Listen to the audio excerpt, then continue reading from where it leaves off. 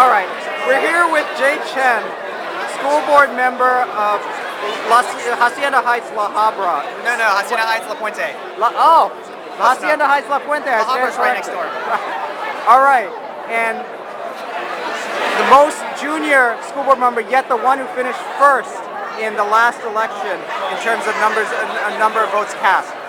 Jay, can you tell us a little bit of what you do as a school board member day to day? Sure. Well, being on the school board is like being on the board of directors for a large company. And instead of having a CEO, what you have is a superintendent. So basically every 2 weeks we get together and we vote on some of the decisions that the school district wants to make. And basically it's oversight. We want to make sure that the students' interests are being represented, that teachers are being represented, that our constituents, the parents who voted us in, and the constituents who are paying for our schools through property taxes, that their interests are being represented. And this is an at-large district, so I basically represent Hacienda Heights, La Puente, Belinda, population about 100,000 people. And it's something that I take a lot of pride in because it's the school district that I graduated from in 1996. So now I'm technically the boss of my teachers. The ones who gave me good grades and bad grades. It's kind of an interesting situation. Does it give you a feeling of deja vu? It does. I mean, I walk back onto some campuses now, and actually sometimes I get mistaken for being a student myself because I'm still relatively young. But it's a really great feeling because I think it's important to have young people on school boards, since the young people who've been through school the most recently understand what it is that the next generation needs. And if you've been out of school for a very long time, you're not going to understand the world that our high school students are going to enter into. You don't understand what they need to prepare for once they get into college or into the working world. So I take a lot of pride in being the youngest board member in the district, and I'm trying to create some of my own initiatives as well. Such as providing free college application workshops to students, asking my friends from Harvard and from other schools to come and just give free advice, which normally students will pay money for consulting fees on how to apply to college.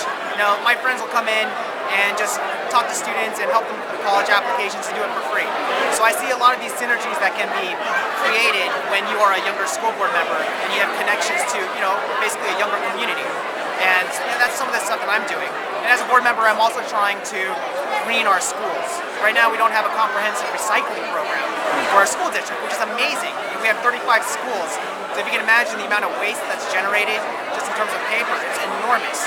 So these are things that, points of view that I'm trying to bring to the board. And because I'm younger, I have that sense, of being more environmentally friendly. So that's kind of the agenda that I'm pushing. So by the end of this year, I'd really like to have some kind of comprehensive recycling program. When you're talking to students, do they kind of feel intimidated by you, or how does it work?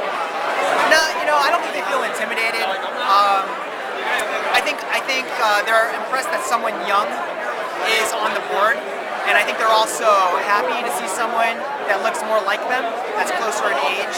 And I enjoy talking to them and telling them about my experience in high school. I mean, we still have some of the same teachers, so they can really relate to me.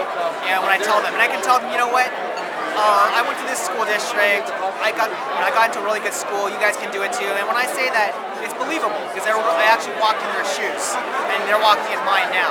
So I don't think that they're intimidated, but I think they're appreciative of having someone who's younger. What's the one thing that you most enjoy and one thing you least enjoy about this job? Let's see.